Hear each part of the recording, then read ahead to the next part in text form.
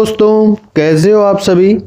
आज की जो क्लास है अपनी वो कॉन्स्टिट्यूशनल जो बॉडीज़ हैं, जो कॉन्स्टिट्यूशन के अंदर जो बॉडीज़ बनाई गई हैं, जो डिपार्टमेंट्स बनाए गए हैं उनके ऊपर है। और जो अनकॉन्स्टिट्यूशनल बॉडीज़ हैं, जो कि कॉन्स्टिट्यूशन के अंदर नहीं लिखा हुआ है, उनको मेंशन नहीं किया है, फिर भी जो है वो बॉडीज़ जो है इंडिया के अंदर वर्क कर रही हैं, तो उनके ऊपर भी हम लोग बात करेंगे। सबसे पहले हम लोग जो प्रीवियस जो क्लासेज हैं उनका जो है एक बार समरी हम लोग देख लेते हैं। ठीक है, सबसे पहले बात करेंगे पार्ट फर्स्ट की। ठीक है, पार्ट फर्स्ट जो है इसकी बात करें तो यूनियन एंड इट्स टेरिटरी के ऊपर है। ठीक है, इसमें आर्टिकल की बात करते हैं। आर्टिकल इसमें 1 से लेके 4 तक आर्टिकल इसमें है। ठीक है, पार्ट सेकंड की बात करते हैं। पार्ट सेकंड जो है ये सिटीजनशिप के ऊपर है। सिटीजनशिप के ऊपर पार्ट सेकंड दिया हुआ है। आर्टिकल की बात करें तो आर्टिकल 5 से लेके 11 इसमें आर्टिकल है। ठीक है, पार्ट थर्ड की बात करते हैं। पार्ट थर्ड जो है फंडामेंटल राइट्स के ऊपर दिया हुआ है। ठीक है, इसमें आर्टिकल की बात करते हैं 12 से लेके 35 तक जो आर्टिकल है वो फंडामेंटल राइट्स के ऊपर है। ठीक है, पार्ट 4 जो है वो डीपीएसपी का है। पार्ट 4 जो है डीपीएसपी का है और इसमें आर्टिकल की बात करें तो 36 से लेके 51 तक आर्टिकल इसमें दिए हुए हैं। ठीक है, नेक्स्ट बात करते हैं पार्ट 4A जो कि फंडामेंटल ड्यूटीज के ऊपर दिया हुआ है और इसमें आर्टिकल की बात की तो 51 जो आर्टिकल है वो इसके अंदर है। ठीक है, और इसमें A से लेके K तक जो है सब क्लोज इसमें दिए हुए हैं, ये बात आपको ध्यान रखनी है। ठीक है, तो नेक्स्ट जो पार्ट है उसकी बात करते हैं पार्ट नंबर 5। पार्ट नंबर 5 जो है यूनियन के ऊपर है। द यूनियन के ऊपर ये पार्ट दिया हुआ है। ठीक है, इसमें आर्टिकल्स की बात करें तो 52 से लेके 73 तक जो आर्टिकल है वो प्रेसिडेंट और जो वाइस प्रेसिडेंट है, प्रेसिडेंट और जो वाइस प्रेसिडेंट है इनके ऊपर दिए हुए हैं। ठीक है, इसके बाद में बात करें 74 और 75 की बात करें तो ये काउंसिल ऑफ मिनिस्टर जो है उसके ऊपर दिए हुए आर्टिकल है। ठीक है, 76 की बात करें तो AGI के ऊपर है, अटॉर्नी जनरल ऑफ इंडिया के ऊपर ये आर्टिकल दिया हुआ है। ठीक है, उसके बाद में बात करें 77 और 78 जो है वो कंडक्ट ऑफ बिजनेस के जो आर्टिकल्स है, ओथ और उनसे रिलेटेड जो आर्टिकल है, ड्यूटीज से रिलेटेड है, प्राइम मिनिस्टर की PM की जो ड्यूटीज है वो इसमें दी हुई है। ठीक है, ये बात आपको ध्यान रखनी है। इसके बाद में बात करें 79 से 100 तक जो आर्टिकल हैं ये हैं आर्टिकल पार्लियामेंट के ऊपर। ठीक है, इसी के अंदर जो है पार्लियामेंट के ऑफिसर्स आ जाते हैं, ओथ आ जाती है, वोटिंग आ जाती है, सब कुछ इसी के अंदर आ जाती है। पार्लियामेंट से रिलेटेड जो है ये आर्टिकल्स दिए हुए हैं। ठीक है, इसके बाद में बात करें 101 से लेके 105 तक ये जो आर्टिकल हैं ये डिस्क्वालिफिकेशन से रिलेटेड हैं। जो मेंबर्स हैं उनकी जो डिस्क्वालिफिकेशन है उससे रिलेटेड ये दिए हुए आर्टिकल हैं। ठीक है, इसके बाद में बात करें 107 से 111 तक जो आर्टिकल है ये आर्टिकल जो लेजिस्लेटिव जो प्रोसीजर है उससे रिलेटेड ये आर्टिकल रहते हैं। ठीक है, इसके बाद बात करें 112 से लेके 123 तक ये जो आर्टिकल हैं ये फाइनेंशियल जो कोई मैटर हो उसके ऊपर जो है उसकी कैसे जो है प्रोसीजर होगी तो उस सब चीज़ों के लिए जो है ये आर्टिकल दिए हुए हैं। ठीक है, इसके बाद बात करें 124 से जो है आर्टिकल्स आप सभी को पता है कि सुप्रीम कोर्ट के आर्टिकल शुरू हो जाते हैं, तो ये 146 तक जो आर्टिकल हैं ये सुप्रीम कोर्ट के ऊपर हैं। ठीक है, इसके बाद बात करें 141 से 146 की 146 से 148 से और 150 तक ये जो आर्टिकल हैं ये CAG के हैं, जो कंट्रोलर और जो ऑडिटर जनरल हैं इंडिया के उनके ऊपर ये आर्टिकल हैं। ठीक है, इसके बाद में हम पार्ट की बात करें, पार्ट 6 की बात करते हैं। पार्ट 6 जो है ये जो है स्टेट्स के ऊपर जो है इसमें आर्टिकल्स रहते हैं। स्टेट्स की बात करें तो 153 से जो आर्टिकल शुरू होते हैं और 162 तक जो आर्टिकल हैं ये गवर्नर के ऊपर रहते हैं। ठीक है, ये बात आपको ध्यान रखनी है। ठीक है, उसके बाद में 163 से लेके और आर्टिकल 189 तक जो आर्टिकल है ये जो है काउंसिल ऑफ मिनिस्टर्स हैं उनके ऊपर जो है आर्टिकल्स रहते हैं। ठीक है, उसके बाद में 190 से जो है आर्टिकल शुरू होके और 213 तक जो आर्टिकल हैं ये डिस्क्वालिफिकेशन के ऊपर है। डिस्क्वालिफिकेशन जो मेंबर्स हैं उनकी जो डिस्क्वालिफिकेशन है उसके ऊपर जो है ये आर्टिकल रहते हैं। ठीक है, इसके बाद में 214 से जो है आर्टिकल शुरू होते हैं और 241 तक जो है ये आर्टिकल रहते हैं और ये आर्टिकल हैं हाई कोर्ट के ऊपर जो है ये आर्टिकल रहते हैं। ठीक है, यहाँ तक जो है इतना हमने पढ़ लिया। उसके बाद बात करें नेक्स्ट हम लोग बात करते हैं जो पंचायत का जो हमने आर्टिकल्स किए हैं, पंचायत के जो आर्टिकल्स हैं वो जो हमने किए हैं कल की और परसों की जो क्लास थी उसके अंदर, जो पंचायत और जो म्यूनसिपालिटीज़ की जो आर्टिकल हमने किए उसकी बात करते हैं। पार्ट 9 की बात करेंगे। पार्ट 9 जो है वो पंचायत के ऊपर है, पंचायत के ऊपर जो है पार्ट 9 दिया हुआ है।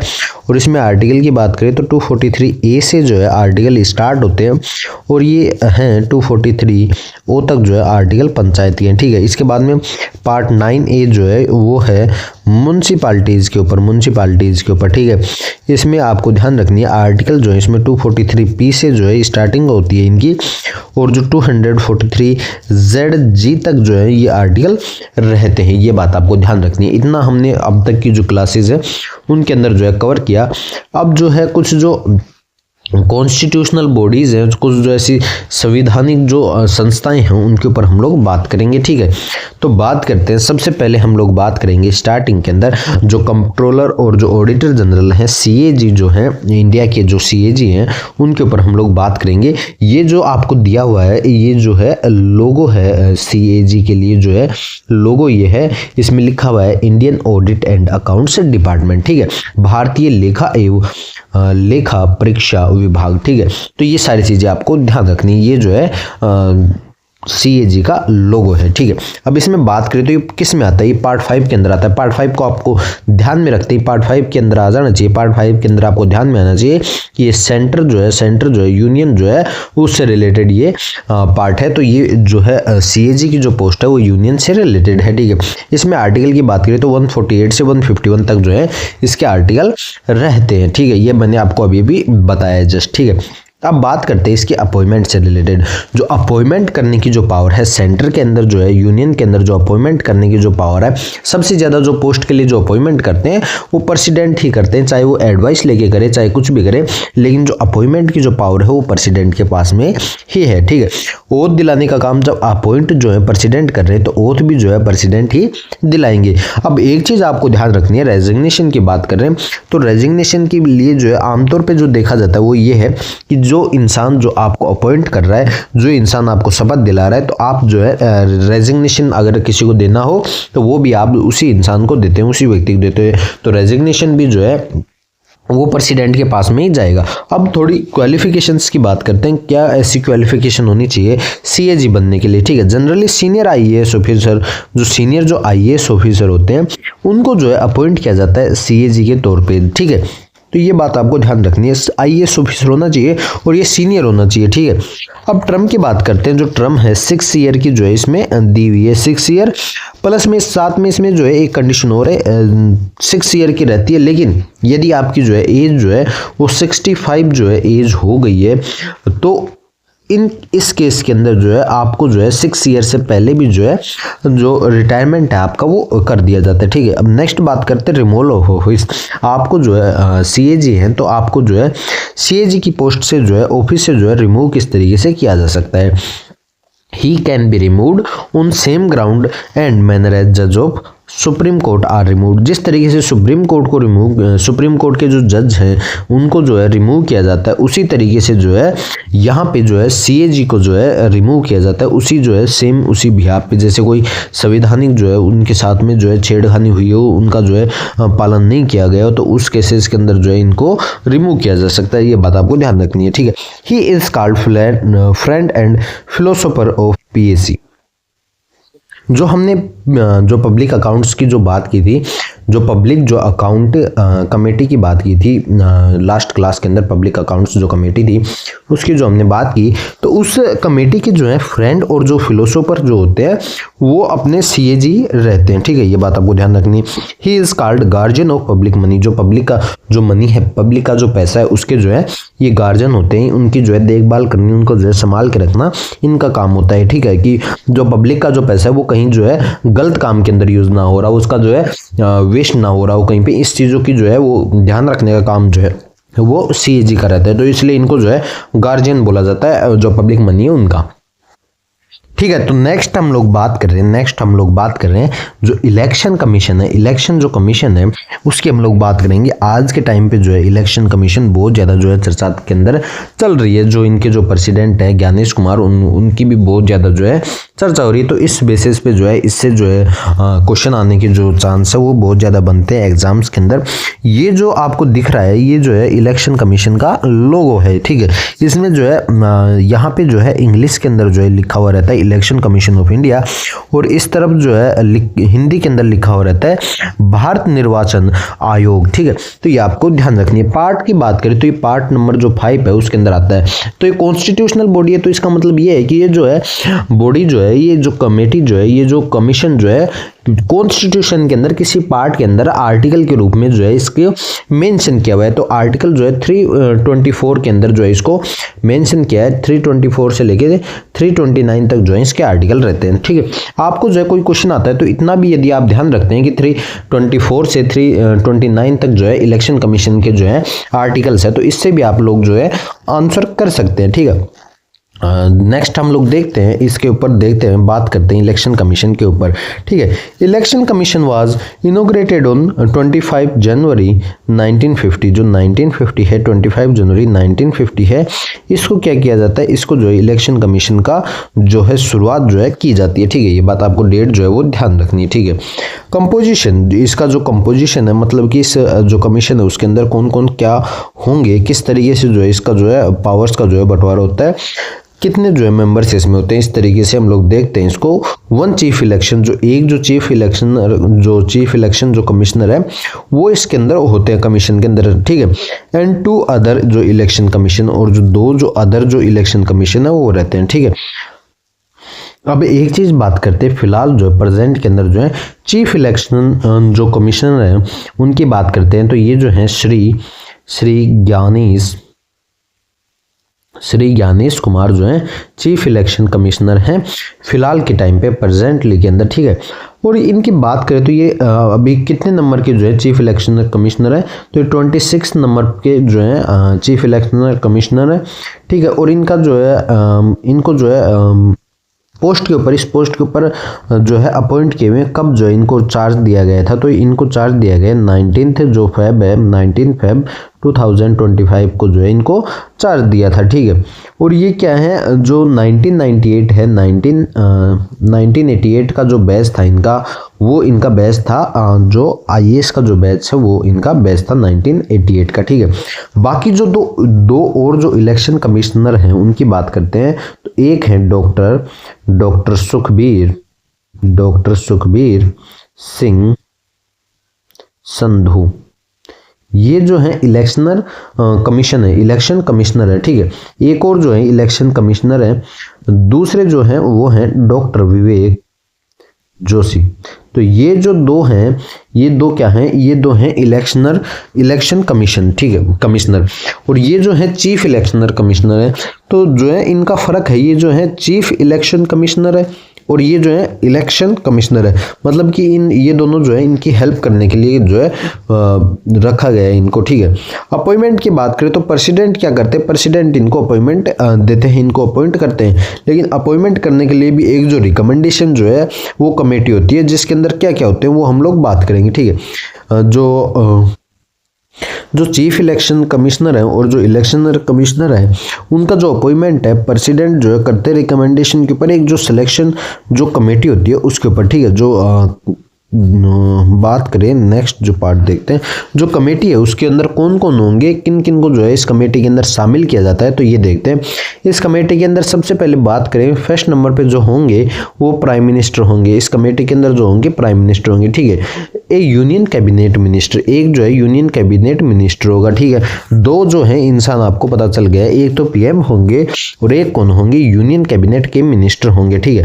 और साथ ही साथ कौन होंगे, ये जो है मेन चीज है, leader of opposition, leader of the largest opposition party इन लोकसभा, ठीक है। 3rd नंबर पे जो है वो आपको ध्यान देना चाहिए, एक तो जो है PM तो होंगे ही, PM के साथ साथ मिनिस्टर भी होंगे, ठीक है। और इसके साथ साथ ही एक जो है वो होंगे जो अपोजिशन जो पार्टी है, अपोजिशन पार्टी है उसके जो टॉप मोस्ट जो लीडर हैं, उसके जो टॉप मोस्ट लीडर हैं या फिर अपोजिशन के जो लीडर हैं, जो लार्जेस्ट अपोजिशन पार्टी है लोकसभा में उसके जो लीडर हैं उनको जो है इसके अंदर शामिल किया जाएगा। ठीक है, ये बात आपको ध्यान रखनी है। तो इन तीनों की जो है रिकमेंडेशन के ऊपर ये तीनों जो है आपस में जो है डिसीजन लेंगे, ये तीनों जो है मिलकर आपस में डिसीजन लेंगे और जो है रिकमेंड करेंगे प्रेसिडेंट को, और प्रेसिडेंट उस व्यक्ति को जो है चीफ इलेक्शन जो कमिश्नर है और जो इलेक्शन कमिश्नर है उसके पोस्ट के ऊपर जो है अपॉइंट कर देगा। ठीक है, ओथ की बात करें, अपॉइंट जो है प्रेसिडेंट कर रहे हैं तो ओथ जो है वो भी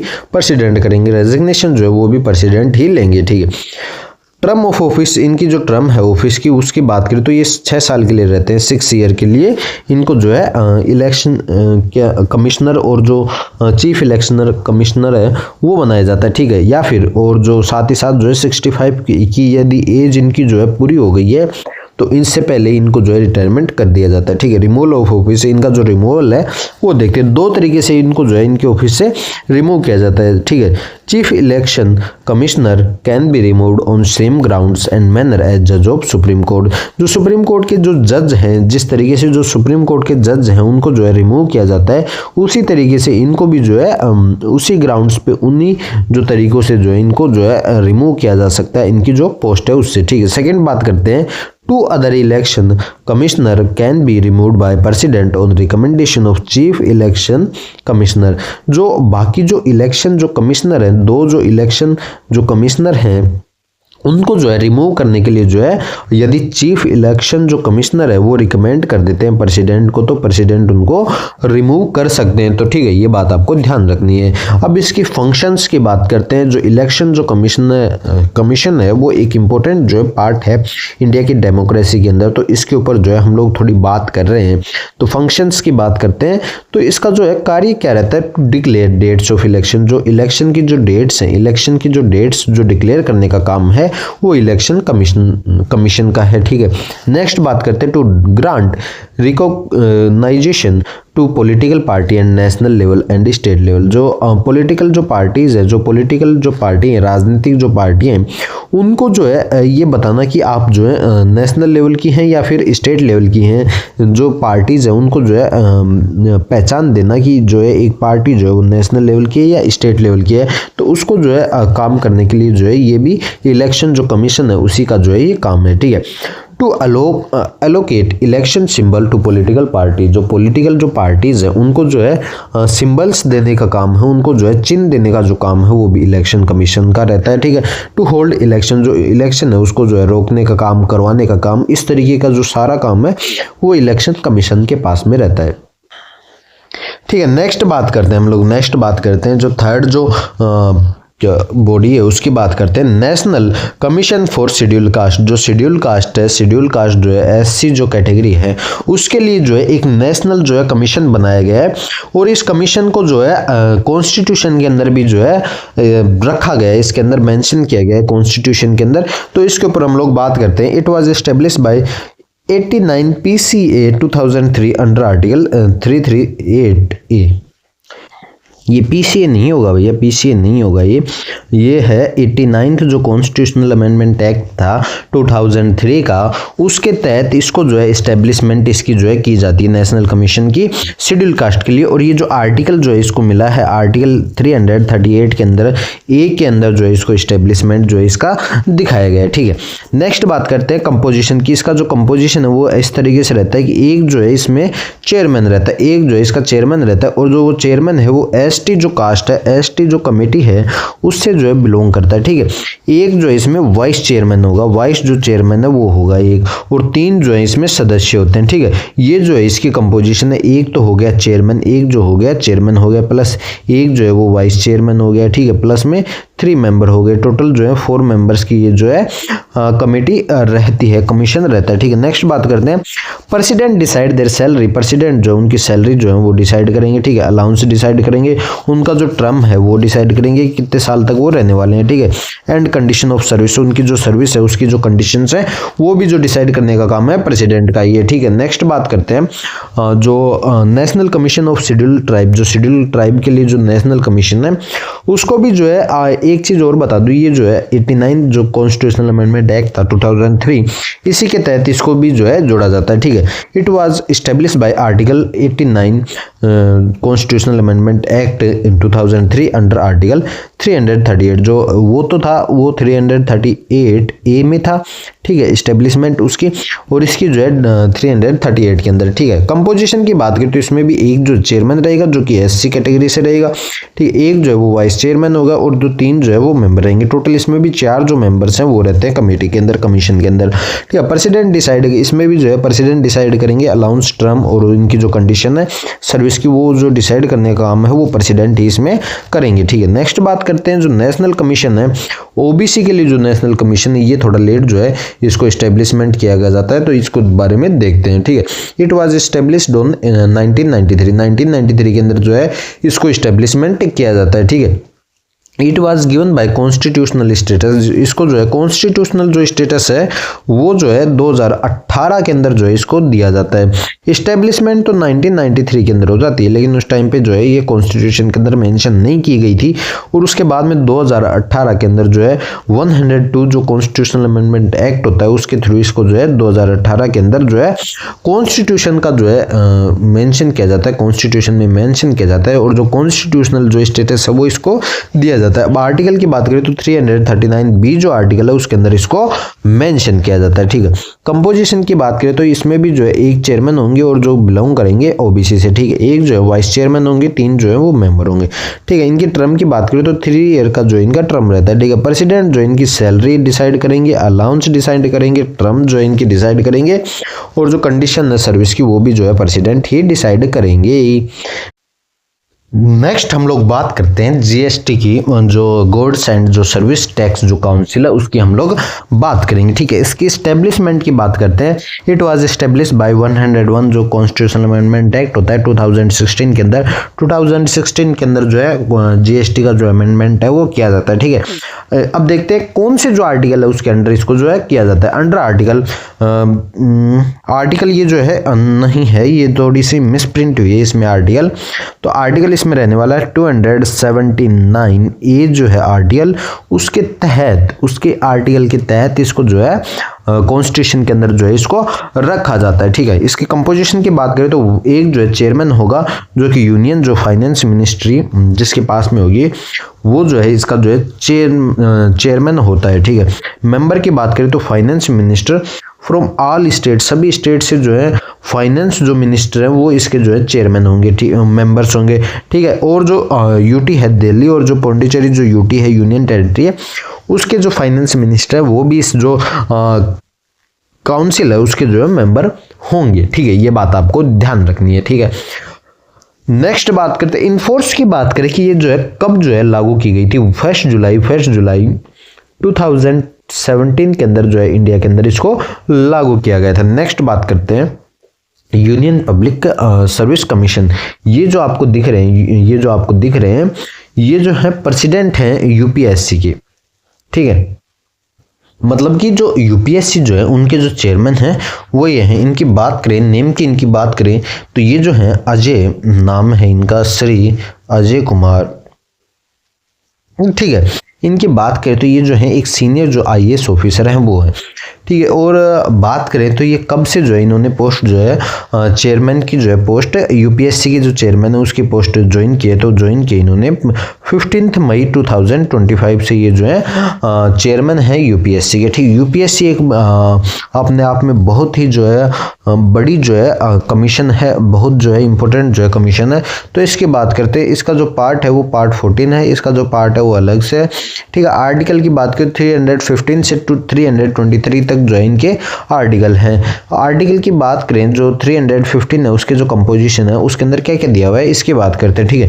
यूनियन पब्लिक सर्विस कमीशन जो 315 है उसके अंदर यूनियन जो पब्लिक सर्विस कमीशन है वो है, स्टेट पब्लिक सर्विस कमीशन है वो है, ज्वाइंट पब्लिक सर्विस कमीशन है वो है, यूनियन मतलब कि जो सेंटर की जो जितनी भी जो सर्विसेज है पब्लिक के लिए, जो उसका जो कमीशन है वो ये है, ठीक है। स्टेट के लिए जो है पब्लिक जो सर्विस कमीशन है वो ये है, ठीक है। जॉइंट के अंदर जो है स्टेट और जो यूनियन दोनों का जो है जॉइंट के अंदर ये आता है, ठीक है। आर्टिकल की बात करें 316 जो है वो बात करता है अपॉइंटमेंट्स की, जो यूपीएससी है उनके जो अपॉइंटमेंट्स की जो है वो बात करता है आर्टिकल 316। और ये जो अपॉइंटमेंट करने का काम है वो यहाँ पे प्रेसिडेंट का रहता है, ठीक है। कंपोजिशन ऑफ यूपीएससी का जो कंपोजिशन है उसकी बात करते हैं, तो यहाँ पे जो है 9 से 11 जो मेंबर्स हैं चेयरमैन को इंक्लूड करते हुए जो इस जो कमीशन है उसके अंदर रहते हैं, ठीक है।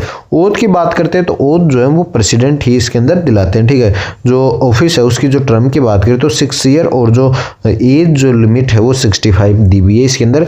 जो भी यहाँ पे जो है पहले जो पूरा होता है वो यहाँ पे मान ली जाती है, चाहे 6 ईयर पहले हो या फिर 65 ईयर पहले हो, तो जो पहले होगा उसको जो है मान के जो है रिटायरमेंट कर दिया जाता है, ठीक है। नेक्स्ट बात करते हैं रेजिग्नेशन किसको दिया जाएगा, तो रेजिग्नेशन भी प्रेसिडेंट को ही दिया जाएगा, ठीक है। रिमूवल फ्रॉम ऑफिस, जो ऑफिस है वहां से जो है रिमूवल की बात की है तो बाय प्रेसिडेंट जो है इसको रिमूव किया जा सकता है। यूपीएससी के जो चेयरमैन है उनको जो है रिमूव किया जा सकता है प्रेसिडेंट के द्वारा, और लेकिन उससे पहले जो है इन्वेस्टिगेशन होनी चाहिए और सुप्रीम कोर्ट के द्वारा जो है ये इन्वेस्टिगेशन होनी चाहिए, ठीक है। नेक्स्ट बात करते हैं, नेक्स्ट बात करेंगे फाइनेंस कमीशन, जो एक इम्पोर्टेंट जो है कमीशन है, ये जो है इसके लोगों के रूप में जो है काम में लिया जाता है, ठीक है। ये जो है पार्ट 13 के अंदर जो आता है आर्टिकल 280 के अंदर जो है इसको इंक्लूड किया गया, ठीक है। प्रेसिडेंट जो है वो कंस्टिट्यूट करेंगे एक जो फाइनेंस कमीशन है, और ये हर जो है 5 साल के अंदर जो है करते हैं, और to suggest on distribution of taxes between union and state. जो यूनियन और जो स्टेट है उनका, जैसे यूनियन और जो स्टेट है उनका जो टैक्स है, उनका जो टैक्स है जो यूनियन है वो भी लेती है और स्टेट भी लेती है, ठीक है। लेकिन जो बांटने का जो काम है यूनियन के पास जो जाता है उसको जो है बाद में बांटती है स्टेट और यूनियन के बीच में, तो वो जो काम करती है उस काम के लिए जो है फाइनेंस कमीशन को जो है अपॉइंट किया जाता है, उसका जो है गठन किया जाता है, और ये हर 5 साल के लिए किया जाता है, ठीक है। कंपोजिशन की बात करें तो इसमें एक जो है वो चेयरमैन होते हैं और 4 जो है वो मेंबर होते हैं, ठीक है। प्रेजेंटली बात करें तो जो 15th जो फाइनेंस कमीशन है, फिलहाल जो है 15th जो फाइनेंशियल जो कमीशन है वो चल रहा है। प्रेजेंटली 15th जो फाइनेंशियल जो कमीशन है, 15वीं जो फाइनेंशियल जो कमीशन है वो जो है अभी चल रही है, ठीक है। इसकी जो रिकमेंडेशन की बात करें इम्प्लीमेंट की जाएंगी, इसकी जो रिकमेंडेशन है, इनकी जो रिकमेंडेशन है, इनसे जो एडवाइस ली जाएगी वो ली जाएगी 2020 से जो 25 तक ही जो इनकी एडवाइस ली जाएगी। 25 के बाद में 2026 से हम लोग बात करें तो न्यू जो कमीशन है फाइनेंस, जो न्यू जो कमीशन है वो जो है गठन कर दिया जाएगा उसका प्रेसिडेंट के द्वारा, ठीक है। बात करें कि 2025 तक ही, क्यों? क्योंकि 5 साल के लिए जो है एक जो फाइनेंस कमीशन है उसको लाया जाता है, ठीक है। और अब जो है 15th भी चल रही है, तो 16th जो फाइनेंस जो कमीशन है, 16th जो फाइनेंस कमीशन है उसका जो गठन है 1 अप्रैल 2026 से जो है किया जाना तय है, ठीक है। अब बात करें जो चेयरमैन है, इस जो अभी जो फिलहाल जो कमीशन चल रही है 15 जो फाइनेंस कमीशन चल रही है, उनके चेयरमैन की बात करें तो ये जो चेयरमैन है एन के सिंह जो है वो चेयरमैन है अभी के लिए फाइनेंस कमीशन के, ठीक है। ये बात आपको ध्यान रखनी है, ठीक है। अब बात करते हैं अटॉर्नी जनरल के ऊपर हम लोग पहले भी जो है थोड़ी बात कर चुके हैं। जब इस हमने पढ़ा था 76 जो आर्टिकल था वो हमने जब कवर किया तब हमने अटॉर्नी जनरल के ऊपर थोड़ी बात की थी, लेकिन आज हम लोग और इसके ऊपर थोड़ी बात करने वाले हैं। तो क्वालिफिकेशंस देखते हैं। क्वालिफिकेशंस में है should be qualified to be appointed as जज of supreme court. Supreme court का जो जज है वो अपॉइंट होने के लिए जो क्वालिफिकेशंस चाहिए तो वो क्वालिफिकेशंस होनी चाहिए अटॉर्नी जनरल होने के लिए, ठीक है। अपॉइंटमेंट की बात करें तो अपॉइंटमेंट जो करने का काम है वो प्रेसिडेंट का, ठीक है। जो ऑफिस की जो टर्म है वो जनरली 3 साल के लिए रहती है, ठीक है। और ये जो है प्रेसिडेंट की जो प्लेजर है उसके अंदर जो है ये अपना जो ऑफिस है वो होल्ड करते हैं, ऑफिस के ऊपर बैठते हैं। तो बात करें प्रेसिडेंट की प्लेजर में बैठते हैं तो इनका जो सैलरी है, अलाउंस है, इनका जो टेन्योर है वो डिटरमाइन करने का जो काम है वो प्रेसिडेंट का रहता है। तो प्रेसिडेंट जो है अपने हिसाब से इसको जो है कम ज़्यादा कर सकते हैं, ठीक है।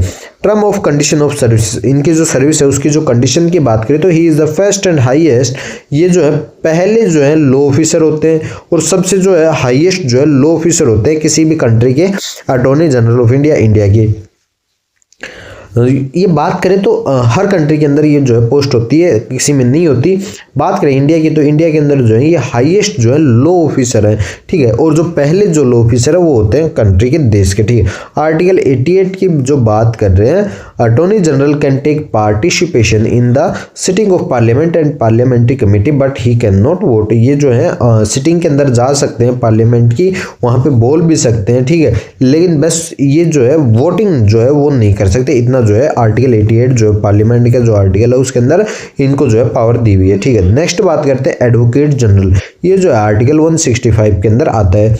तो इसकी क्वालिफिकेशंस की बात करें तो ये जो है स्टेट के लिए होता है। जो एडवोकेट जनरल जो है, जिस तरीके से अटॉर्नी जनरल जो है वो सेंटर के अंदर काम करते हैं, अटॉर्नी जनरल जिस तरीके से सेंटर में काम करते हैं तो उसी तरीके से एडवोकेट जनरल भी सेम काम करते हैं। बस जो लिमिटेशंस है, जो इनका एरिया है वो स्टेट है और इनका जो है पूरा सेंटर है, ठीक है। तो आर्टिकल 165 के अंदर इनकी जो है दिया हुआ है इनके बारे में, ठीक है, मेंशन किया है। तो क्वालिफिकेशन की बात करें तो जिस तरीके से वो जो है सुप्रीम कोर्ट के जो जज है उनकी जो क्वालिफिकेशन है सुप्रीम कोर्ट की जज बनने के लिए होनी चाहिए, तो इनकी जो है स्टेट की बात की जा रही है तो यहाँ पे जज भी जो है स्टेट की बनने की जो क्वालिफिकेशंस है वो इनके पास में क्वालिफिकेशंस होनी चाहिए, ठीक है। अपॉइंटमेंट की बात करें तो अपॉइंटमेंट जो है वो गवर्नर जो है इनका अपॉइंटमेंट करते हैं। जिस तरीके से वहां पे जो है सेंटर के अंदर जो है प्रेसिडेंट अपॉइंट करते हैं तो उसी तरीके से यहाँ पे जो है गवर्नर जो है अपॉइंट करेंगे, ठीक है। इनका भी जो जनरली जो टाइम पीरियड है, इनका जो टाइम पीरियड है, ड्यूरेशन जो है इनकी जो पोस्ट की तो वो 3 साल की रहती है, ठीक है। ही holds office during pleasure of governor. जो गवर्नर का जो प्लेजर है उसके अंदर ये अपना जो ऑफिस है वो होल्ड करते हैं, ठीक है। It means president determine his salary allowance term and condition of service. जो इनकी भी जो सैलरी अलाउंस है और जो टर्म है, कंडीशंस हैं, वो डिटरमाइन करने का काम जो है वो इनका भी प्रेसिडेंट का ही रहता है, ठीक है। He is the first and highest low officer of state. जिस तरीके से वो सेंटर के जो है हाईएस्ट और पहले जो है लो ऑफिसर है, उसी तरीके से स्टेट के जो हाईएस्ट और जो लो ऑफिसर होते हैं वो एडवोकेट जनरल होते हैं, ठीक है। और 177 जो आर्टिकल है वो इनको भी जो है राइट देता है कि ये जो है स्टेट की जो लेजिस्लेचर है उसके अंदर पार्टिसिपेशन ले सकते हैं, वहाँ जा सकते हैं, वहाँ बोल सकते हैं, बैठ सकते हैं, ठीक है। लेकिन क्या नहीं कर सकते, ये भी जो वोटिंग नहीं कर सकते, ठीक है। ये जो है थोड़ा जो डिफरेंस है, अटॉर्नी जो जनरल है और जो एडवोकेट जनरल है उनके बीच में सिमिलरिटी है। बस यहाँ पे सेंटर आता है, यहाँ पे जो है स्टेट आता है, यहाँ पे गवर्नर आते हैं, यहाँ पे प्रेसिडेंट आते हैं, बाकी जो है सब जो है सेम है। यहाँ पे जो है पार्लियामेंट आ जाती है, यहाँ पे जो है स्टेट की लेजिस्लेचर आ जाती है, बाकी जो है सब सेम ही इसके अंदर दिया हुआ है। हाई कोर्ट, यहाँ सुप्रीम कोर्ट है तो यहाँ हाई कोर्ट है, इतना ही जो है यहाँ फर्क है स्टेट और सेंटर के अंदर, ठीक है। अब बात करेंगे हम जो नॉन कॉन्स्टिट्यूशनल बॉडीज हैं, ऐसी जो बॉडीज हैं जिनके बारे में जो है कॉन्स्टिट्यूशन के अंदर जो है मेंशन नहीं किया गया, फिर भी जो है वो एक जो गवर्नमेंट के रूप में जो है काम कर रही है, गवर्नमेंट की जो है वो बनाई हुई जो कॉन्स्टिट्यूशनल जो बॉडीज है उनके ऊपर हम लोग बात करेंगे, ठीक है। सबसे पहले हम लोग बात करेंगे नीति आयोग की। नीति आयोग जो 5 ईयर जो प्लानिंग कमीशन था उसको जो है चेंज होके उसको जो चेंज किया गया है, नीति आयोग किया गया है, ठीक है। इसके ऊपर हम लोग बात करेंगे। ये जो है इसका सिंबल के रूप में जो है इसको यूज किया जाता है, ये आप लोग देख सकते हैं, ठीक है। इसकी इस्टेब्लिशमेंट की बात करें तो इस्टेब्लिशमेंट जो है 1950 के अंदर जो है इसकी इस्टेब्लिशमेंट की जाती है by executive resolution of the government. जो गवर्नमेंट ऑफ इंडिया है उसका जो एग्जीक्यूटिव जो रिजोल्यूशन है उसके तौर पे जो है इसको इस्टेब्लिश किया जाता है 1950 के अंदर, ठीक है। और जो कि यूनियन जो कैबिनेट है उसके द्वारा जो है ये इस्टेब्लिशमेंट किया जाता है। On the recommendation of advisory planning board constituted इन 1946। जो 1946 के अंदर जो एडवाइजरी जो प्लानिंग जो बोर्ड था उसका जो गठन हुआ, उसकी जो है रिकमेंडेशन के ऊपर जो है नीति आयोग का जो है गठन किया जाता है, ठीक है। Under the chairmanship of KC Niyogi. जो केसी नियोगी है उनकी जो है चेयरमैनशिप जो है इसके अंदर रहती है, ठीक है। Now it has been replaced by another body name NITI Aayog. अब जो है इसको जो है चेंज कर दिया गया है नीति आयोग के अंदर फ्रॉम 1 जनवरी 2015। जो 2015 है उसके अकॉर्डिंग जो है 2015 को जो है इसको जो है चेंज कर दिया गया और इसका नाम जो है चेंज करके नीति आयोग रख दिया गया, ठीक है। ये बात आपको ध्यान रखनी है। ये जो है 1950 के अंदर जो है इसकी जो इस्टेब्लिशमेंट है वो की गई थी। तो ये जो है प्लानिंग जो 5 ईयर जो प्लानिंग थी उसी के तहत इसको जो है इस्टेब्लिशमेंट हुआ था। फिर उसकी उसी का जो है नाम चेंज करके नीति आयोग में जो है इसको बदला गया था। ठीक है। द पीएम ऑफ इंडिया, जो पीएम है इंडिया के, जो पीएम होंगे वो क्या होंगे, एक्स ऑफिसो चेयरमैन होंगे किसके, इस कमीशन के, जो नीति आयोग जो कमीशन इसके जो चेयरमैन हैं वो कौन होंगे, पीएम ऑफ इंडिया होंगे। ठीक है।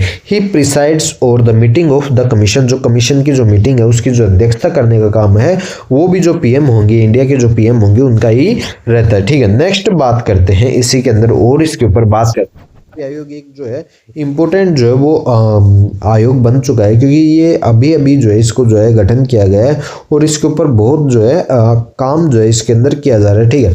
The NITI Aayog compromise the following, जो इसकी जो बात करते हैं, x office chairperson is prime minister of India, जो एक्स ऑफिस चेयरमैन है वो होंगे प्राइम मिनिस्टर ऑफ इंडिया। ठीक है। एक governing council compose a chief minister of all the state, इसके अंदर जो है जो स्टेट है, जितने भी जो स्टेट्स है, सभी जो स्टेट है उनके जो चीफ मिनिस्टर हैं उनको जो है इसके अंदर इंक्लूड किया जाता है, और जो यूनियन टेरिटरी है उनके जो चीफ मिनिस्टर हैं उनको भी इसके अंदर इंक्लूड किया जाता है, with legislature and lieutenant governor, जो लेजिस्लेचर है उसको भी इंक्लूड किया जाता है और साथ ही साथ जो लेफ्टिनेंट गवर्नर है उनको भी इंक्लूड किया जाता है। दिल्ली जो यूनियन टेरिटरी है उनके जो है लेफ्टिनेंट जो गवर्नर होते हैं उनको भी इसमें इंक्लूड किया जाता है, except Delhi and Jammu Kashmir and Pondicherry, जो दिल्ली जम्मू और जो जम्मू कश्मीर है और जो पौंडीचेरी है उनको जो है छोड़ के जो है सबको जो है इसमें जो है लेफ्टिनेंट जो गवर्नर है उनको जो है इसमें इंक्लूड किया जाता है। ठीक है। रीजनल काउंसिल, जो रीजनल जो काउंसिल है वो कंपोज की जाती है of chief minister of states and lieutenant governors of UTs in the region to address specific issues and contingencies impacting more than one state और a reason.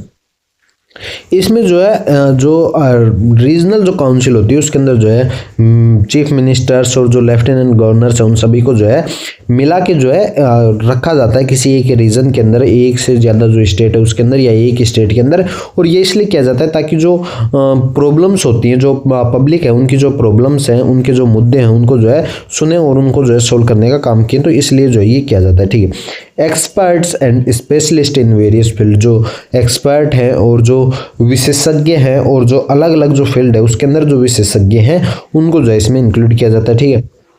With the prime minister as the chairperson, और जो साथ में जो है prime minister होते हैं chairperson के रूप में।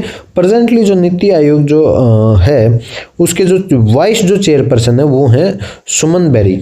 अभी देख लेते हैं एक बार कि सुमन बेरी जो हैं वो कब से जो है वाइस चेयरपर्सन है इस जो नीति आयोग है उसके, तो ये जो है 1 मई 2022 से जो है ये चेयरपर्सन है, वाइस चेयरपर्सन है नीति आयोग के। इन्हीं के जो है हाथों में जो है पूरा जो कार्यभार है वो रहता है। ठीक है।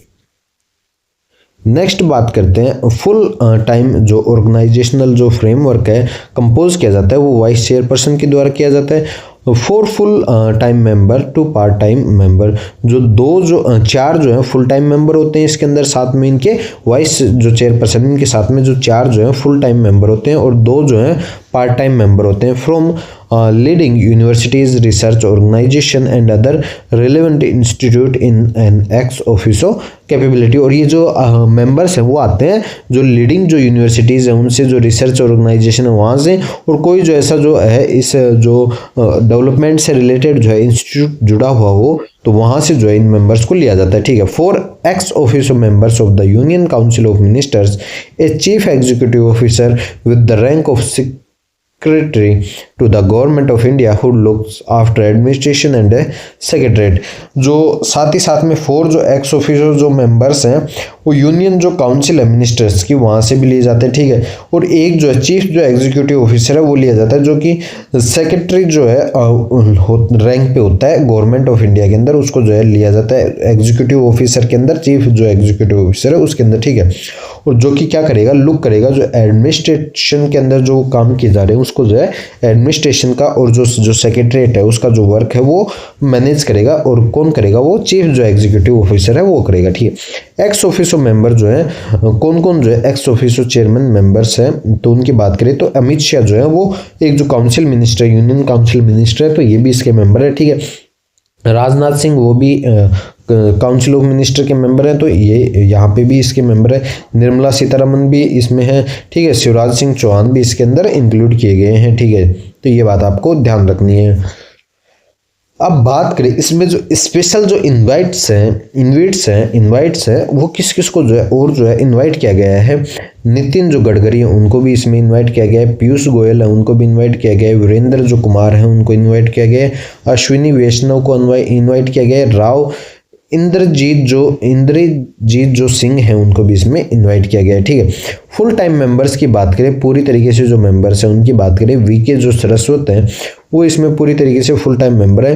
ठीक है, फॉर्मर जो डीआरडीओ चीफ है वो ये थे, जो पहले के पूर्व जो डीआरडीओ चीफ थे वो थे ये। ठीक है, रमेश चंद जो है वो भी फुल टाइम मेंबर है और ये एग्रीकल्चर एक्सपर्ट है। ठीक है, वीके पॉल जो है वो पब्लिक हेल्थ के जो है एक्सपर्ट है। ठीक है, अरविंद विरमानी इकोनॉमिस्ट हैं। ठीक है, राजीव गोबा जो है फॉर्मर जो कैबिनेट सेक्रेटरी हैं इंडिया के वो थे। तो सभी तरीके से जो आपने देख लिया, जो कैबिनेट सेक्रेटरी है वो भी इंक्लूड कर लिए गए, इकोनॉमिस्ट जो है वो भी इंक्लूड कर लिए, पब्लिक हेल्थ एक्सपर्ट भी इंक्लूड किया, एग्रीकल्चर एक्सपर्ट भी इंक्लूड किया, डीआरडीओ चीफ जो है वो भी इंक्लूड किया। मतलब हर तरीके से जो काम होने वाले काम हैं वो सभी तरीके से जो है एडवाइस मिल सके, हर तरीके का जो है सॉल्यूशन जो है यहाँ पे दिया जा सके, हर तरीके की जो प्रॉब्लम है सोल्व की जा सके, हर जो ऑर्गेनाइजेशन है उसके अंदर जो है डेवलपमेंट हो सके। तो उसके लिए जो है हर तरीके के जो एक्सपर्ट्स हैं वो इसके अंदर जो है मेंबर्स इंक्लूड किए जाते हैं। ठीक है, चीफ जो एग्जीक्यूटिव ऑफिसर है सीईओ जो है बीवीआर जो सुब्रमण्यम है वो फिलहाल जो है इसके जो है चीफ जो एग्जीक्यूटिव ऑफिसर है वो है। ठीक है, गवर्निंग काउंसिल की बात करें तो ऑल जो चीफ मिनिस्टर हैं, सभी जो चीफ मिनिस्टर स्टेट की इसमें जो है इंक्लूड किया जा रहा है। दिल्ली, जम्मू कश्मीर और जो पौंडीचेरी है उसको भी इसमें इंक्लूड किया जा रहा है। और जो बाकी जो लेफ्टिनेंट जो गवर्नर्स हैं, अदर जो यूटीज हैं उनकी, इनको इंक्लूड किया जाता है इसके अंदर, जो गवर्नर काउंसिल है उसके अंदर। ठीक है, ये बात आपको ध्यान रखनी है। अब बात करते हैं नेशनल डेवलपमेंट काउंसिल। इसकी जो है एक क्वेश्चन आया था पहले भी, जो चेयरमैन की बात की गई थी, तो उसके अंदर चेयरमैन जो थे वो पीएम रहते हैं इसके। ठीक है, जो भी कंट्री की पीएम होंगी वो जो है नेशनल जो डेवलपमेंट काउंसिल है उसके जो है पीएम रहते हैं। ठीक है, सबसे पहले बात करते हैं इसके बारे में स्टेब्लिशमेंट की। ठीक है, the national development council NDC जो है उसकी जो स्टेब्लिशमेंट है वो की जाती है अगस्त 1952 के अंदर। ठीक है, by an executive resolution of the Government of India on the recommendation of the first 5-year plan draft outline. Like the Planning Commission, it is neither a constitutional body nor a statutory body. ना ही ये जो है एक जो है constitutional body है और ना ही एक जो है स्टैट्यूटरी जो है बॉडी है। तो ये क्या है, ये जो है एक एग्जीक्यूटिव जो है रेजोल्यूशन है गवर्नमेंट ऑफ इंडिया का, और जो ये रिकमेंडेशन किया गया है इसके बारे में, जो फर्स्ट जो 5-ईयर प्लान था उसके अंदर जो है इसका जो है रिकमेंडेशन किया गया है कि नेशनल जो डेवलपमेंट काउंसिल है उसको जो है बनाया जाए। ठीक है, और इसकी एस्टेब्लिशमेंट 1952 के अंदर की गई, जब फर्स्ट ईयर जो 5-ईयर जो प्लान था वो आया, तो उसके अंदर जो है इसकी एस्टेब्लिशमेंट की गई कि उसके अनुसार जो है इसको रिकमेंड किया गया था। ठीक है, the national development council is composed of the following members. Composition देखते हैं इसके बारे में। फर्स्ट जो है पीएम ऑफ इंडिया जो है वो रहते हैं इसके अंदर, और ये चेयरमैन रहते हैं, हेड रहते हैं इस जो काउंसिल है उसके। ठीक है, सेकंड नंबर पे जो है जितने भी जो यूनियन जो कैबिनेट मिनिस्टर्स हैं वो इसके अंदर रहते हैं, और ये 1967 से जो है इंक्लूड किया गया इनको। ठीक है, chief minister of all state, सभी स्टेट के जो चीफ मिनिस्टर है उनको भी इंक्लूड किया गया है। Chief ministers administrators of all union territory, जिनके जो ऐसी जो यूनियन टेरिटरी हैं जिनके जो है चीफ मिनिस्टर हैं तो उनके चीफ मिनिस्टर, और जो ऐसी यूनियन टेरिटरी जिसके चीफ मिनिस्टर नहीं है तो उनके जो एडमिनिस्ट्रेटर जो हैं लेफ्टिनेंट गवर्नर, उनको जो है इसमें इंक्लूड किया जाता है। ठीक है, members of the planning commission, जो प्लानिंग कमीशन है उसके जो मेंबर्स हैं उनको भी इसके अंदर इंक्लूड किया जाता है। तो इन 5 जो हैं पोजीशंस उनको जो है इसके अंदर इंक्लूड किया जाता है। ठीक है, कंपोजिशन के अंदर। नेक्स्ट हम लोग बात करेंगे नेशनल ह्यूमन जो राइट्स जो कमीशन है उसके ऊपर। ये जो है इसका लोगो है सर्वे भवन्तु सुखन, सभी जो है वो सुखी रहें। तो इस चीज़ को ध्यान में रखते हुए जो है नेशनल जो ह्यूमन राइट्स जो कमीशन है उसका जो है गठन किया जाता है, उसकी एस्टेब्लिशमेंट की जाती है, ताकि कोई भी जो इंसान है, कोई भी जो ह्यूमन है उसको जो है राइट्स का जो है वो सभी जो है उसको राइट्स मिले, उसके जो राइट्स हैं उनका जो है उनके जो राइट्स हैं उनका जो है हनन ना हो सके, इसलिए जो है इसका जो है गठन किया जाता है। एस्टेब्लिशमेंट की बात करें, the establishment by an act of parliament protection of human rights, जो ह्यूमन राइट्स हैं उनकी जो प्रोटेक्शन है उसके लिए जो एक्ट आया 1993 के अंदर, उसके तहत जो है इसको जो है इस्टेब्लिशमेंट की जाती है। ठीक है, ये जो एक स्टैट्यूटरी बॉडी है, ठीक है, कॉन्स्टिट्यूशनल बॉडी नहीं है, स्टैट्यूटरी बॉडी है, ये बात आपको ध्यान रखनी है। ठीक है, कंपोजिशन की बात करें तो इसमें बहुत सारे जो है मल्टी मेंबर जो है बॉडी होती है। इसमें जो है चेयरपर्सन होते हैं, एक जो है वो चेयरपर्सन होते हैं और जो 5 जो है मेंबर होते हैं। ठीक है, क्वालिफिकेशन की बात करें तो क्वालिफिकेशन है, चेयरपर्सन की जो क्वालिफिकेशन है वो देखते हैं, रिटायर्ड CJI जो चीफ जस्टिस ऑफ इंडिया हैं वो रिटायर्ड जो होंगे वो इसके अंदर जो है चेयरपर्सन होते हैं, या फिर जो जज हैं सुप्रीम कोर्ट के जो जज हैं वो हो सकते हैं। ठीक है, मेंबर्स की बात करें, सर्विंग और रिटायर्ड जज ऑफ सुप्रीम कोर्ट, जो सुप्रीम कोर्ट के जो जज हैं जो सर्व कर रहे हैं या फिर जो रिटायर्ड हो चुके हैं वो इसके अंदर आ सकते हैं। ठीक है, सर्विंग रिटायर्ड जो चीफ जस्टिस हैं हाई कोर्ट के वो,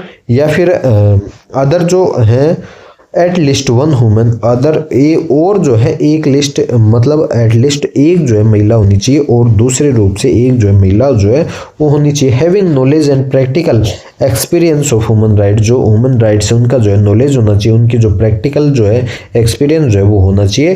तो ऐसी जो है एक महिला होनी चाहिए, और साथ ही साथ में इसमें जो है सर्विंग काम कर रहे हों या फिर रिटायर्ड हों ऐसे जो है जज होंगे सुप्रीम कोर्ट के, वो हैं इसके मेंबर हो सकते हैं। ठीक है, या फिर जो सर्विंग और जो रिटायर्ड काम कर रहे हैं या फिर रिटायर्ड हुए हुए जो चीफ जस्टिस हैं हाई कोर्ट के वो इसमें हो सकते हैं, या फिर एक जो है महिला होगी जिसको जो है नॉलेज होगा प्रैक्टिकली और जो एक्सपीरियंस होगा ह्यूमन राइट्स के लिए, तो वो जो है इंक्लूड किए जाती हैं इसके अंदर। ठीक है, अपॉइंटमेंट की बात करें तो अपॉइंटमेंट करने का जो काम है वो प्रेसिडेंट का रहता है। ठीक है, जो नेशनल जो ह्यूमन राइट जो काउंसिल है उसकी बात करें, उसका जो सिलेक्शन जो कमेटी है वो 6 मेंबर्स की जो है इसमें कमेटी रहती है जो सिलेक्शन करती है कि किसको जो है चेयरमैन बनाना है, किसको जो है मेंबर जो है वो बनाना है। तो उस कमेटी के अंदर जो इंक्लूड किए जाते हैं सबसे पहले तौर पे जो है PM को जो है इसमें रखा जाता है। ठीक है, उसके बाद में जो स्पीकर है लोकसभा के जो स्पीकर है उसको जो है इसमें इंक्लूड किया जाता है। ठीक है, फिर जो है डिप्टी चेयरमैन जो है राज्यसभा के उसको जो है इसमें इंक्लूड किया जाता है। ठीक है, 3rd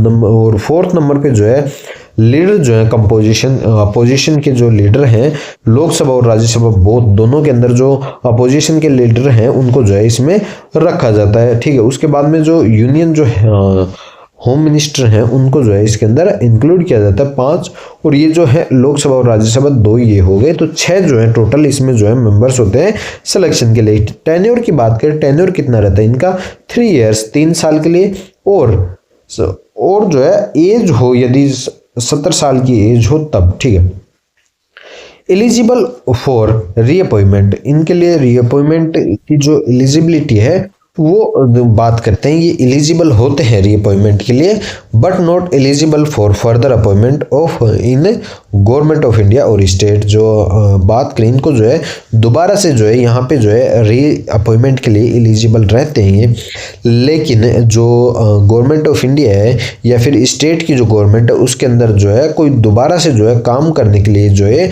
अपॉइंटमेंट के लिए ये एलिजिबल नहीं होते। ठीक है, रेजिग्नेशन की बात करें तो ये रेजिग्नेशन जो है प्रेसिडेंट को देते हैं अपना। ठीक है, नेक्स्ट बात करते हैं सेंट्रल इंफॉर्मेशन कमीशन, जो सेंटर की जो इंफॉर्मेशन की जो कमीशन है उसकी बात करते हैं। इसकी जो एस्टेब्लिशमेंट है, इसका जो गठन है वो किया गया था under the act of parliament, जो पार्लियामेंट का जो एक्ट है उसके अनुसार इसको जो है इस्टेब्लिश किया गया। राइट टू इंफॉर्मेशन एक्ट 2005, जब 2005 के अंदर राइट टू इंफॉर्मेशन जो एक्ट है वो पास किया जाता है तो उसके अंडर ही जो है इसको जो है इस्टेब्लिशमेंट किया जाता है कि सेंट्रल जो इंफॉर्मेशन कमीशन है उसका जो है गठन किया जाए, ताकि जो राइट है इंफॉर्मेशन का उसका जो है उसके साथ में जो है छेड़खानी ना हो सके, उसको जो है दबाया ना जा सके। किसी के भी जो राइट्स हैं इंफॉर्मेशन से रिलेटेड तो उसका जो है उसको जो है लोगों से जो है उसको छीना ना जा सके, तो इसके लिए जो है सेंट्रल इंफॉर्मेशन कमीशन का जो है गठन किया जाता है। ये एक जो है स्टैट्यूटरी बॉडी है। ठीक है, कंपोजिशन की बात करें तो ये भी जो है मल्टी मेंबर जो है बॉडी दी हुई है ये। ठीक है, इसमें भी जो है चीफ इंफॉर्मेशन कमिश्नर होते हैं। ठीक है, और अदर जो है इंफॉर्मेशन जो कमिश्नर होते हैं वो होते हैं। ठीक है, और 10 से ज़्यादा जो है वो अदर जो है कमिश्नर्स नहीं होंगे इसके अंदर, ये बात आपको ध्यान रखनी है।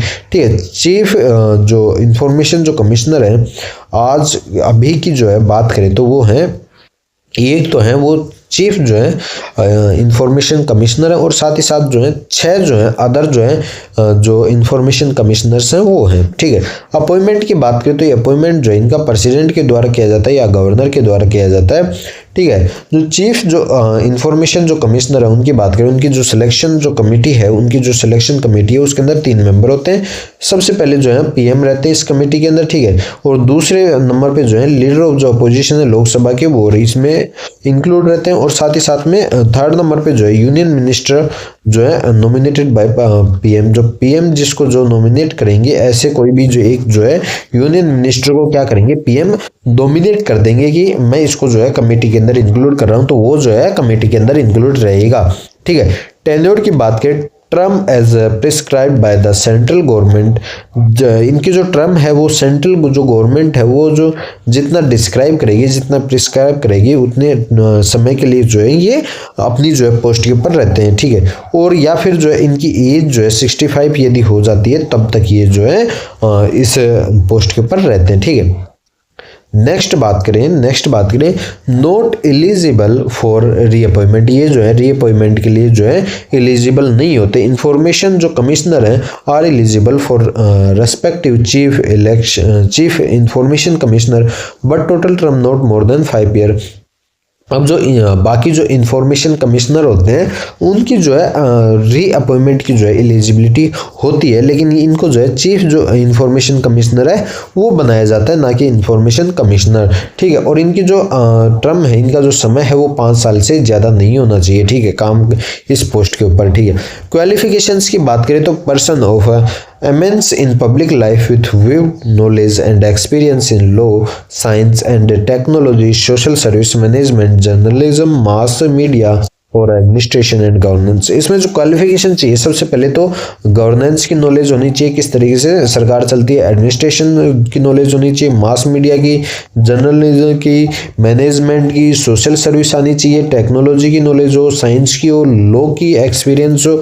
ठीक है, हर फील्ड के अंदर जो है नॉलेज हो, तब जो है वो पर्सन जो है एलिजिबल होता है। एक जो क्वालिफिकेशन होती है, ताकि जो इंफॉर्मेशन जो कमीशन है वो एक बहुत ही जो है नॉलेजेबल जो है कमीशन है, क्योंकि यहाँ पे जो है हर तरीके से जो है इंफॉर्मेशन हर डिपार्टमेंट की जो है वो होनी चाहिए।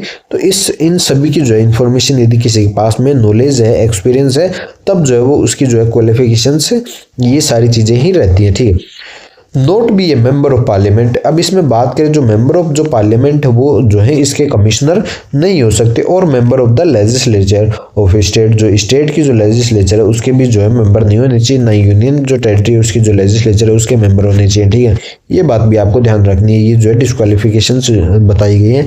Note hold any other office of profit, जो प्रॉफिटेबल कोई भी जो ऑफिस है वो होल्ड नहीं करना चाहिए, और connected with any political party, और ना ही कोई पॉलिटिकल पार्टी से कनेक्टेड होना चाहिए, और pursuing any profession salary decide by the central government and can not be varied to his disadvantage during service. और ना ही जो एक जो है किसी भी जो है प्रोफेशन के अंदर रह के जो है सैलरी जो है वो नहीं लेनी चाहिए इनको। ठीक है, ये चीज़ें जो है वो ध्यान रखनी है, और जो सेंट्रल जो गवर्नमेंट है वो इसके अंदर जो है और जो चीज़ें हैं वो डिसाइड करती है।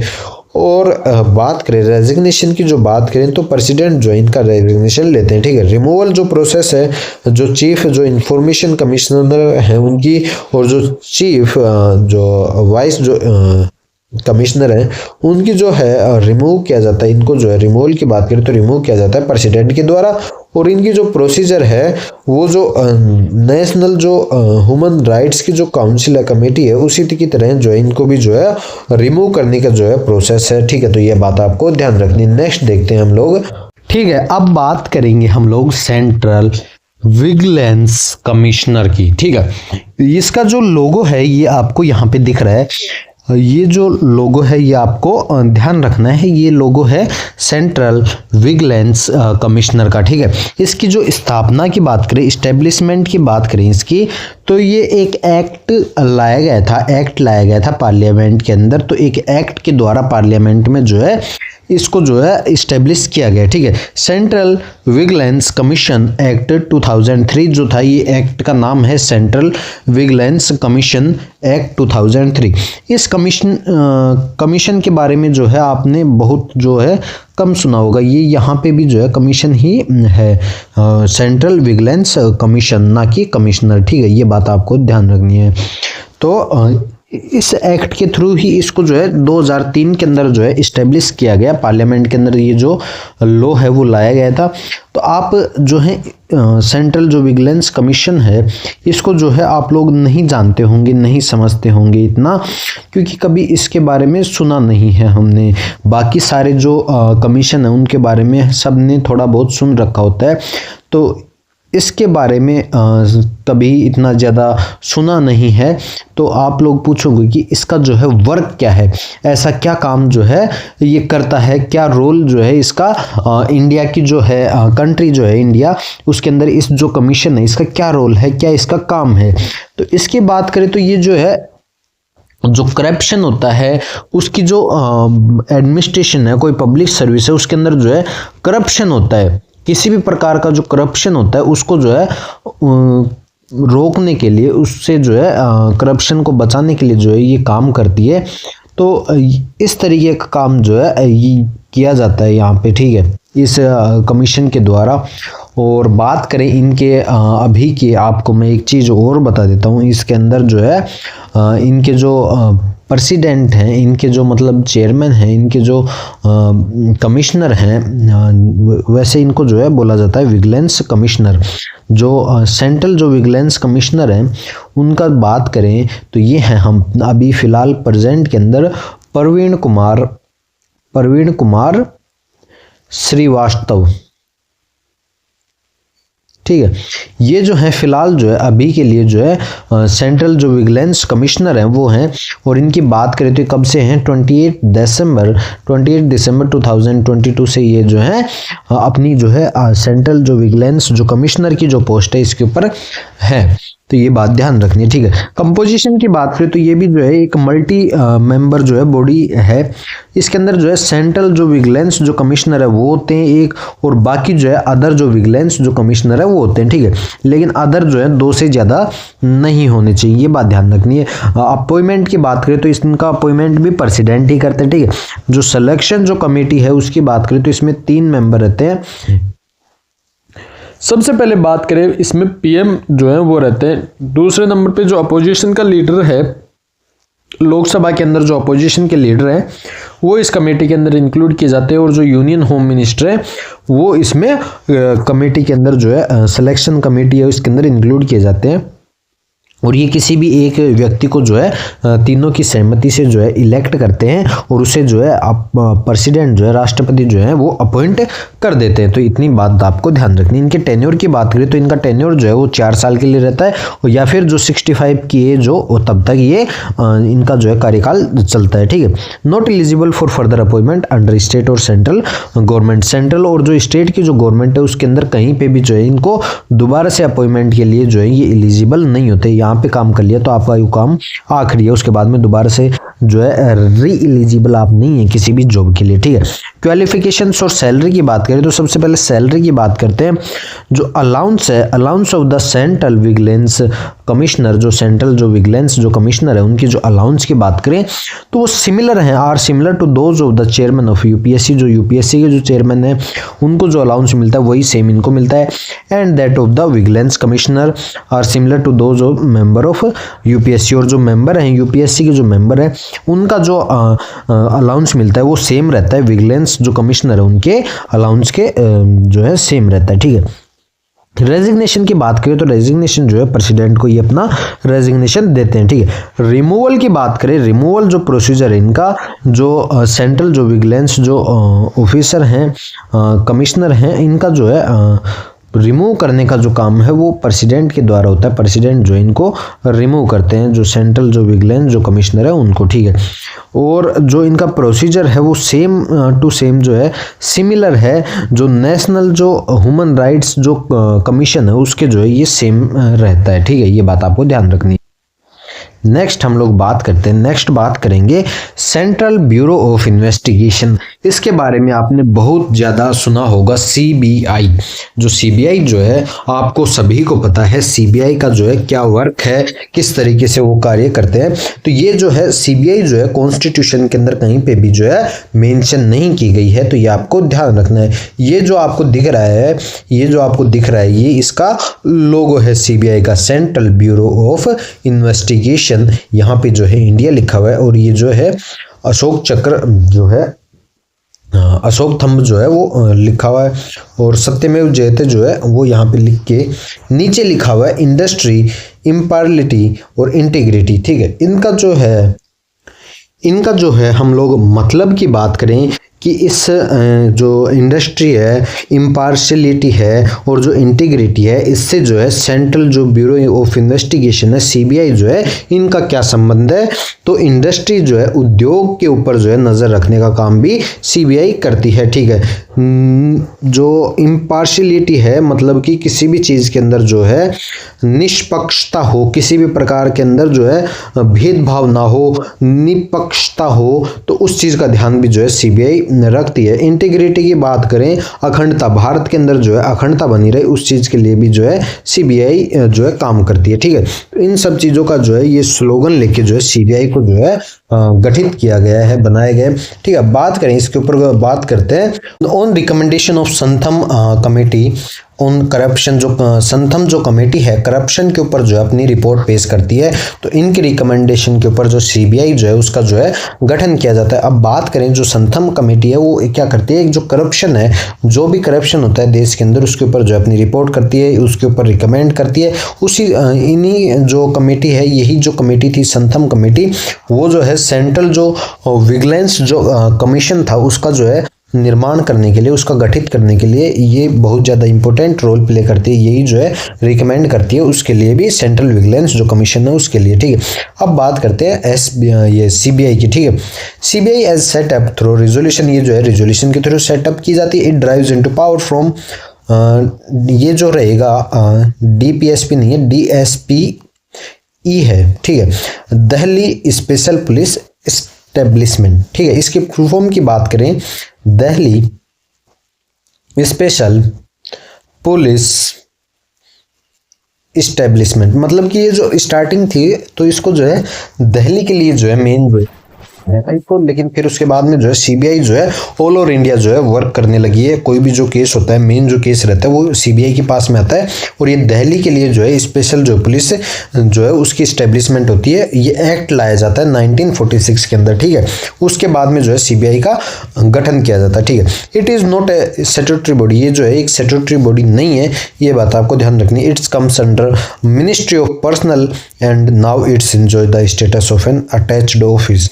फिलहाल जो है ये क्या करते हैं, ये स्टैट्यूटरी बॉडी नहीं है, ये जो है मिनिस्ट्री ऑफ जो पर्सनल जो मिनिस्ट्री है उसके अंडर आती है, और अभी फिलहाल जो है ये जो अटैच्ड ऑफिस होता है उसका जो है वो पद भी जो है उसका जो है फायदा जो है ये इंजॉय कर रही है सीबीआई। ठीक है, मतलब कि ये जो सीबीआई है एक जो वैधानिक जो निकाय है वो नहीं है, स्टैट्यूटरी जो बॉडी है वो नहीं है, इसके पास में मतलब कि खुद के जो लीगल राइट्स है वो नहीं है, लेकिन फिर भी ये जो है मिनिस्ट्री ऑफ जो पर्सनल जो मिनिस्ट्री है उसके अंदर आती है, जो कर्मिक जो मंत्रालय है उसके अंतर्गत ये आती है। और फिलहाल जो है ये अटैच्ड ऑफिस जो होता है, अटैच्ड जो ऑफिस होता है, जो संबंधित जो कार्यालय है किसी मिनिस्ट्री से जो है संबंधित कार्यालय, वो अभी फिलहाल ये उसका दर्जा जो है इसको मिल रखा है। ठीक है, कंपोजिशन की बात करें, इसके अंदर जो है हेड होते हैं, हेड बाय डायरेक्टर, जो डायरेक्टर हेड होते हैं एक। ठीक है, provided with security of 2 years, जो 2 साल की जो सिक्योरिटी है उसके साथ में जो है provide with security of 2 year, जो 2 year की जो है इनको सिक्योरिटी मिलती है। ठीक है, टेन्योर इन ऑफिस, ऑफिस में टेन्योर की बात करें, सीवीसी एक्ट 2003, सेंट्रल विजिलेंस जो कमीशन एक्ट था 2003 का, उसके अनुसार इनका टेन्योर की बात करें 2 साल की जो है इनकी टेन्योर रहती है, ठीक है। Additionally it has a number of joint directors, साथ ही साथ इसमें जो है जॉइंट जो डायरेक्टर्स हैं उनका वो होते हैं इसके अंदर, ठीक है। डिप्टी इंस्पेक्टर होते हैं, डिप्टी इंस्पेक्टर जनरल्स होते हैं, और सुपरिटेंडेंट्स होते हैं पुलिस के, और अदर जो यूजुअल जो रैंक्स होती हैं पुलिस के अंदर वो सभी की सभी इसके अंदर भी रहती है। मतलब कि एक तरीके से जो है इसमें एक जो डायरेक्टर होते हैं, हेड होते हैं, जिनको डायरेक्टर बोलते हैं, उसके बाद में जो है और जो है जॉइंट जो डायरेक्टर हैं वो होते हैं, ठीक है। उसके बाद में जो डिप्टी इंस्पेक्टर जनरल्स होते हैं वो होते हैं, और जो सुपरिटेंडेंट्स होते हैं वो होते हैं, और जो बाकी जो रैंक्स आती हैं नीचे इंस्पेक्टर, बाकी जितनी भी जो रैंक है वो सारी सारी जो है इसमें रहती हैं। जो पुलिस के अंदर जो रैंक रहती हैं वो सारी इसमें सीबीआई में भी रहती हैं, ठीक है। अपॉइंटमेंट ऑफ डायरेक्टर, डायरेक्टर की अपॉइंटमेंट की बात करें बाय सेंट्रल गवर्नमेंट, ये जो है सेंट्रल गवर्नमेंट के द्वारा किया जाता है अपॉइंटमेंट इनका, जो डायरेक्टर है उसका, on recommendation of A 3 member committee, 3 member की इसमें भी कमेटी रहती है। सेंट्रल जो गवर्नमेंट है वो इसमें करती है अपॉइंटमेंट, ना कि प्रेसिडेंट इसको अपॉइंट करते हैं। ये चीज़ आपको ध्यान रखनी है, क्योंकि ये जो है स्टैट्यूटरी जो है बॉडी नहीं है, ये जो है एक जो है अलग से जो है किसी मिनिस्ट्री के अंदर आने वाला जो है ऑर्गेनाइजेशन है। तो ये चीज़ आपको ध्यान रखनी है। On recommendation of A 3 member committee, 3 member की जो है कमेटी इसमें रिकमेंडेशन करती है। और उन 3 मेंबर में कौन कौन वो 3 मेंबर होते हैं, तो पीएम एज चेयरपर्सन, जो चेयरपर्सन के रूप में जो रहते हैं वो पीएम होते हैं, ठीक है। द लीडर ऑफ अपोजिशन, जो अपोजिशन है उनके लीडर होते हैं, ठीक है। लोकसभा के अंदर जो भी अपोजिशन ऑफ लीडर होंगे उसके जो लीडर है अपोजिशन के लोकसभा के वो होंगे, ठीक है। और बात करें सीजीआई और या फिर कोई जो जज है सुप्रीम कोर्ट का, वो नॉमिनेटेड बाय हिम, उनके द्वारा जो है इन तीनों के द्वारा जो है नॉमिनेट किया जाने वाला कोई व्यक्ति को जो है सेंट्रल गवर्नमेंट क्या करेगी, अपॉइंट करेगी। जो डायरेक्टर की पोस्ट है उसके ऊपर सीबीआई इन्वेस्टिगेट, जो सीबीआई जो है इन्वेस्टिगेट करती है क्राइम ऑफ करप्शन, जो करप्शन का जो क्राइम है उसको, इकोनॉमिक ऑफेंस, जो इकोनॉमिक से लेके कोई छेड़छाड़ हो वो, एंड और जो सीरियस और जो ऑर्गेनाइज्ड जो क्राइम है उनको, ठीक है। अदर देन टेररिज्म, जो टेररिज्म है उसको जो है ये इन्वेस्टिगेट नहीं करती है, ये बात ध्यान रखनी है। वाइल जबकि एनआईए जो नेशनल जो इन्वेस्टिगेशन एजेंसी है वो जो है टेरर से रिलेटेड जो है इन्वेस्टिगेट करती है चीज़ों को, उनसे रिलेटेड जो क्राइम है, इंसिडेंट है, जो टेररिस्ट है उनका अटैक्स का जो फंडिंग है उनको, टेररिज्म को, या फिर इस तरीके की कोई भी जो टेररिज्म से रिलेटेड जो बात की गई है, टेररिज्म आतंकवाद से रिलेटेड कोई भी जो है इन्वेस्टिगेशन का काम है एनआईए करती है, नेशनल इंटेलिजेंस एजेंसी, ठीक है। और बाकी जो काम है सीबीआई का क्या है, अंदर का जो काम है, जो टेररिज्म के अलावा जो भी क्राइम है उन सभी की जांच जो है सीबीआई कर सकती है, ठीक है। जो अब बात करें, it also provide assistant to CVC and Lokpal in investigation, ये जो है असिस्टेंट जो असिस्टेंट के रूप में जो है हेल्प कराने का जो काम भी ये करती है। जो सेंट्रल जो विजिलेंस जो कमीशन है उसको, और जो लोकपाल जो है उनको किसी भी तरीके की जो इन्वेस्टिगेशन उनके अंदर जो है हेल्प करने का काम भी जो है सीबीआई का रहता है, ठीक है। It act as the national central bureau, ये जो है नेशनल की जो सेंट्रल जो ब्यूरो है उसकी तरह ये काम करती है, of Interpol in India, India के अंदर, ठीक है। तो आज की जो क्लास है काफ़ी लंबी और अच्छी जो क्लास है वो रही है। उम्मीद करता हूँ आपको जो है सारी चीज़ें जो है समझ में आएगी। हमने आज जितनी भी एक भी जो लाइन पढ़ी है वो सभी लाइन जो है एग्ज़ाम के पर्सपेक्टिव से बहुत ज़्यादा जो है काम की है, बहुत ज़्यादा जो है उसको हमें समझने की ज़रूरत है, क्योंकि ऐसे ही क्वेश्चंस जो हैं एग्ज़ाम में पूछे जा रहे हैं तो इनके बारे में हमें पता होना चाहिए। और इतना हार्ड जो है वो नहीं है, सभी का जो है सेम ही जो है कॉन्सेप्ट है, सभी की जो है सेम ही चीज़ें हैं। तो एक बार थोड़ा आदि आप ढंग से जो है तरीके से जो है उसको पढ़ेंगे, वीडियो को देखेंगे, नोट्स बनाएंगे, समझेंगे तो इतना मुश्किल जो है वो नहीं होने वाला है। एक एक चीज़ की अच्छे तरीके से नोट्स बना के यदि आप पढ़ते हैं, बार बार रिवाइज करते हैं तो आपको अच्छे तरीके से हो जाएगा। पॉलिटी की जो क्लास है मेरे हिसाब से आज जो है अपनी जो पॉलिटी की क्लास है वो कंप्लीट हो गई है। नेक्स्ट जो सब्जेक्ट है वो हम लोग स्टार्ट करेंगे, और जो आपकी बात है पॉलिटी की जो PYQ सीरीज़ है वो एज इट इज़ चलेगी जब तक कि पूरे जो टॉपिक है वो कवर नहीं हो जाते हैं। तो आज का जो क्वेश्चन है वो देखें, उससे पहले कल के क्वेश्चन के ऊपर हम लोग बात करेंगे। When did the municipal corporation set up in Mumbai and Kolkata, इसका आंसर जो है आपको बताना था। तो ये जो है आंसर ये गलत जो है प्रिंट हो गया है इसके अंदर। तो आपको जो है पता करना था मुंबई और कोलकाता के अंदर दोनों के अंदर जो है एक ही ईयर के अंदर जो है म्युनिसिपल जो कॉरपोरेशन है उसकी शुरुआत हुई थी।